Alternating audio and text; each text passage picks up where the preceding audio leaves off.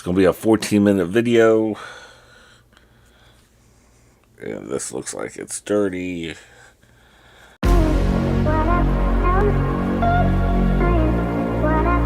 Three, two, one. Hey everybody, welcome back. And today we're reacting to top 5's. Top 5's was this rituals. I thought this would be kind of interesting. I haven't seen a lot of people doing these kind of videos. And I want to see how in depth they really get into this, honestly. I mean, it's one thing to see, like, you know, orbs and apparitions and all these TikTok things. But I want to see about these rituals, like how creepy and in depth they are, because honestly, I'm very curious. So let's get right into it and get the earbud in and let's get this started. All right. And here we go.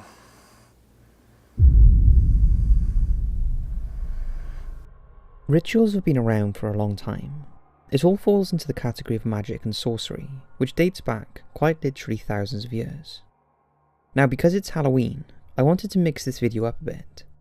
So not only will I be talking about rituals and giving you instructions on how people perform them, I will also be talking about a few cases where people have had terrifying experiences whilst trying to communicate or summon spirits. So from the elevator game to the Three Kings, here are paranormal ritual instructions and gone wrong stories. Oh. Before we get in, don't forget to pick up your ghost beanie from the Top 5 store. Because it's Halloween, for today only, you can get 20% off the beanie. So head over there now and take advantage of this offer. Trust me, you will not be disappointed. The beanie looks amazing. I don't know about that. Hit those lights, sit back, and enjoy. I wouldn't come out with The merch Three like Kings that. Ritual. It looks cheap. Hokey. The Three Kings Ritual is a relatively new, supposedly spirit summoning game. And some have labelled it the most dangerous game you could ever attempt. The attempt. Three Kings Ritual? Oh. But how does it work, and what supposedly happens if done correctly? Well, it's a game usually played with 2 participants, and the requirements are as follows. You will need a windowless room, a pack of candles, a bucket of water, a mug, an electric fan, 2 mirrors, 3 chairs, an alarm clock, a fully charged mobile phone, and 1 object with sentimental value. Jesus. Place 1 chair in the centre of the room, facing north. This will be the throne. Position the other 2 chairs each side of the throne. One is for the fool, and the other for the queen. Place 1 mirror on the queen's chair, and the other on the fool's chair. The mirrors should be aligned to face the throne, so when sat on the throne, you can see yourself in both mirrors. Put the bucket and mug in front of the throne, just out of reach, and put the fan behind the throne and set to medium. Then leave the setup and go to bed. Before going to sleep, set your alarm for 3:30 AM and put the candles, lighter, and mobile phone next to your bed. Turn off the lights and go to sleep, holding your sentimental object. When the alarm clock rings at 3:30, switch it off, grab your sentimental object, cell phone, and lit candle, and return to the throne room. But do not turn on the lights. Aim to be sat on the throne no later than 3:33 AM. And while sat on the throne, do not look at the mirrors. Do not let the candle go out, and if you're playing with a partner, they must wait outside the room. You can now start asking questions. If you receive answers, they will supposedly come from the mirrors each side of the throne, from either the queen or the fool. The game continues until 4:34 AM, and it's said you should not leave the throne until then, under no circumstances. At this time, your partner must end the game by calling your name. If that doesn't work, they must call you on your mobile phone. If that fails, they should enter the room and fill the mug with water from the bucket to bring you back. At all times during the game, you should stay aware of where you are, and if you feel you're drifting, you should cling to your sentimental object to bring you back. If any of the above steps are not followed exactly, then that is apparently when trouble starts. So what is supposed to happen if the ritual is successful? Well, similar to the Ouija board, those who have been successful supposedly claim that the presence of spirits will be there, some even claiming that the spirits can be evil. Others have reported seeing spirits manifest in the mirrors, and have received messages through voice and by shaking of the throne. Others have apparently gone into full-blown trances, and have had to be brought back by their partners, using the water in the mug method. In many cases, when the ritual has resulted in some sort of communication, the participant has been left profoundly shaken and often changed forever. I'd be interested to know if any of you have tried the Three Kings ritual, and whether it's all just a fun game, or if there's some truth behind it. I don't want to find out. A Ouija board knife attack. The Ouija board is the most famous paranormal communication tool on the market. Now, I'm not going into how it's played, or how it supposedly works, because I've talked about that before, and I'm sure you're all aware of this. But I wanted to talk to you about a very strange case that took place in 2012. A teenage boy from Texas was stabbed in the stomach by his best friend. The wound was so severe that the 15-year-old boy spent 3 days in intensive care. So what could possibly have happened between the two friends to cause one of them to attack in such a vicious way? Not much of a friend. Well, I'm sure you know where this is heading. After the 15-year-old boy was arrested and questioned by police, not only did he freely admit the offence, but he also stated that it was an Ouija board that made him do it. The two boys were hanging around in a wooden area behind their school when the one stabbed his friend with a 4-inch knife. The attack was witnessed by another boy, and after the stabbing, the attacker took his victim to a local garage to call for help, and told him to tell the police that he had fell on the blade by accident. However, after he confessed, police confirmed that he actually believed what the Ouija board had advised him, and that his friend was the cause of his problems. This boy had no history of mental illness or criminal behaviour, and investigators believe the boy used the Ouija board to rationalise the attack, and warned of the powerful influence that an Ouija board can have on a person. That's why you don't mess with The boy that was shit. later charged with attempted murder, and thankfully Crazy. his victim made a full recovery. So what do you think? Was the Ouija board responsible for this? Or was the boy just looking for an excuse for his actions? Pause that. I played with Ouija boards. You don't play with that. That is some stuff you should not mess with. Some people believe it's BS. I played it a couple times, and I don't know exactly what was going on, but all I know is that I wasn't moving it, and my friend wasn't moving it, and some freaky stuff was going down. And, yeah, that's all I have to say about that. You should never play with Ouija boards. And that Three Kings, first of all, that's a lot of shit you need to have with you. And you need to have, like, a buddy, a sidekick, waiting outside the room. You need a spotter. I don't know. That sounds like a lot of work with that one. Plus, you can still bring in negative energy, demons. That tells you right there you shouldn't be messing with that kind of stuff. If you're not a professional. Let's keep going. The elevator ritual. When the Elisa Lam case hit the headlines in 2013, there was speculation that just before her disappearance, she was participating in some kind of elevator ritual.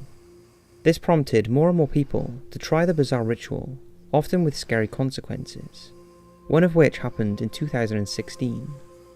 The story was posted online by an anonymous user, and if true, it's pretty terrifying. A girl agreed to try the ritual as a bet with her boyfriend, who had become obsessed with the Elisa Lam case.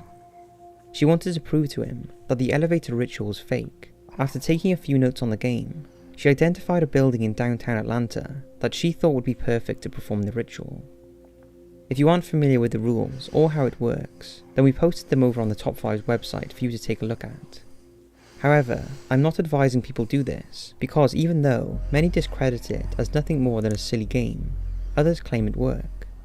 After entering the elevator, the girl carried out the steps and nothing happened.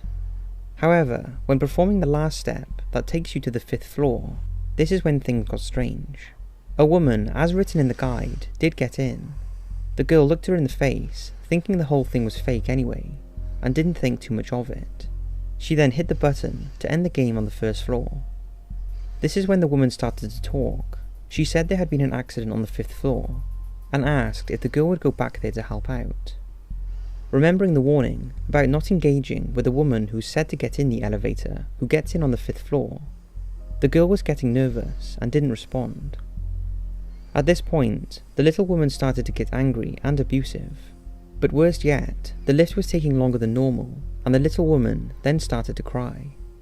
For some unknown reason, the girl told the woman to shut up and pushed her head against the elevator door, in an unprovoked and somewhat maniac impulse. As the little woman started to bleed, she seemed deliriously happy. Eventually the lift reached the 1st floor, but the little woman blocked the girl's path and pushed her back into the elevator. The door closed, and as the girl frantically pressed all the buttons to stop it moving, it quickly ascended until it suddenly stopped on the 10th floor. The door opened and everything seemed normal. The girl hit the button to go back to the 1st floor, and the elevator smoothly moved back down. The girl ran out and immediately called her boyfriend, who just laughed off her seemingly ridiculous claims. But that was not the end of the matter. The next morning, in a dreamlike state, the girl woke up and found herself standing in the middle of an office. It was still dusky, and as she gazed out of the window, the city appeared dead. There was no sound, and just a dim-lit light in the distance. As she glanced around the office, she noticed an elevator, which indicated she was on the 10th floor. She pushed the button to call the elevator, and it took her down to the lobby. Strangely enough, it was the same lobby she had been in the day before. The same thing supposedly occurred to the girl every night and morning for the next 10 days. And during the day, the girl constantly saw the face of the little woman popping up all over the place. The girl apparently urges anyone thinking of playing this game not to, as the other world is a prison that she thinks she is trapped in.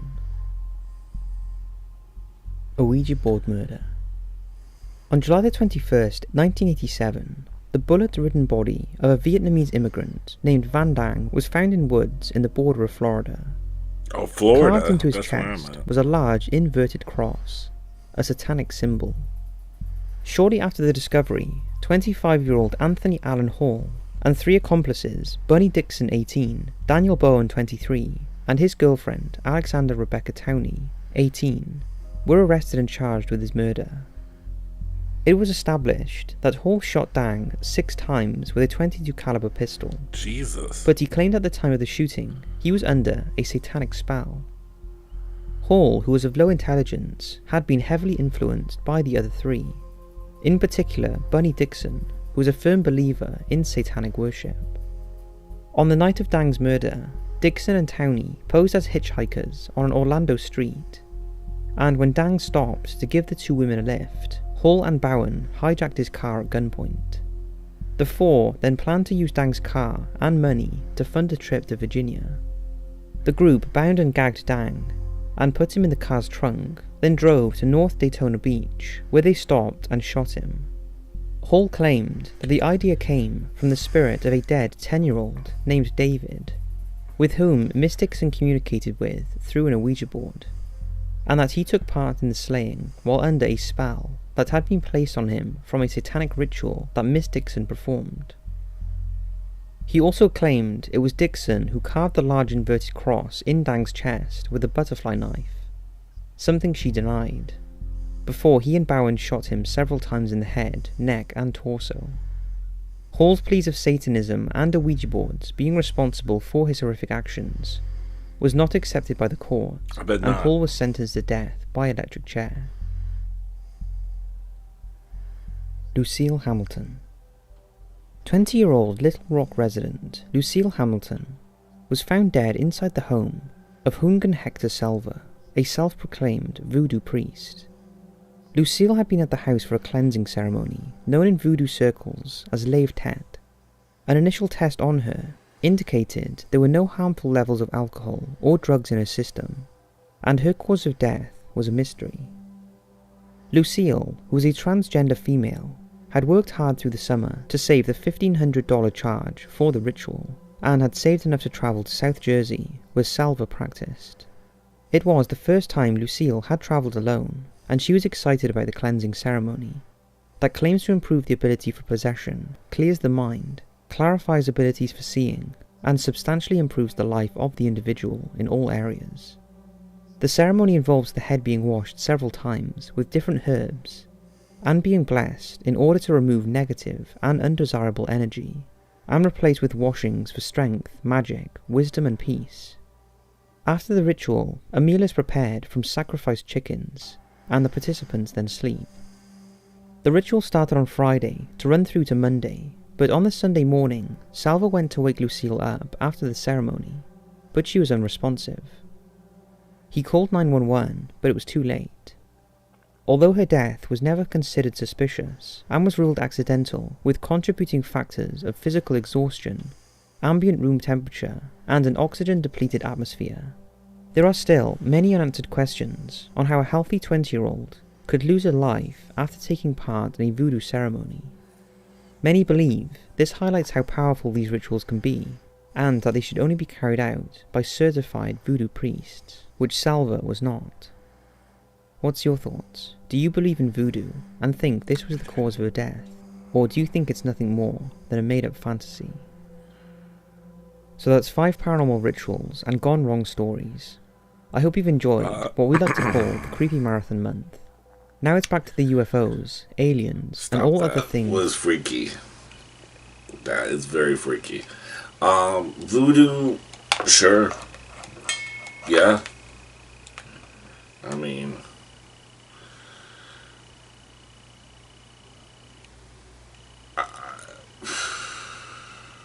there's a lot of stuff that's unexplained.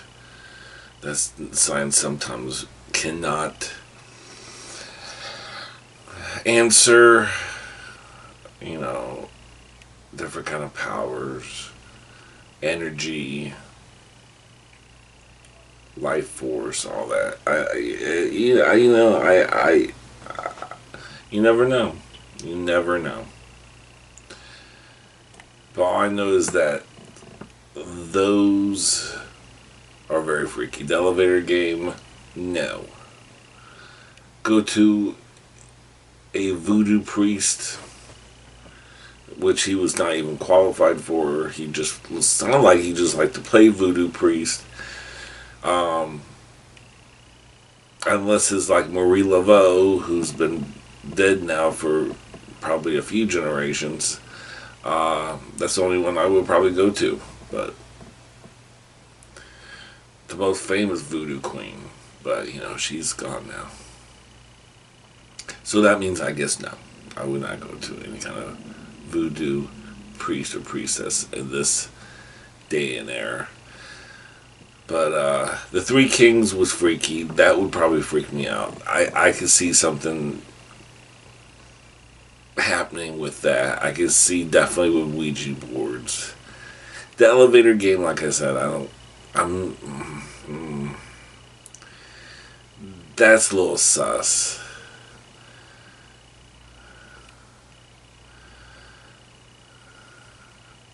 But, yeah.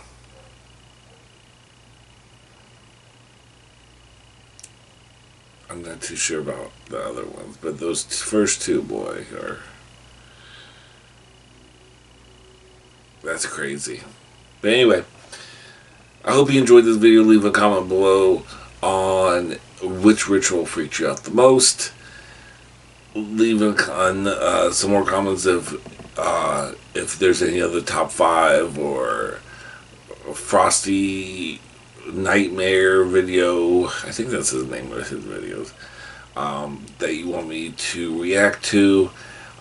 Please like, subscribe, notify, because I want the algorithm to start seeing my videos. Please. This algorithm is driving me crazy. So, thanks for stopping by. I hope you enjoyed this. I know I did. And y'all take care. Bye.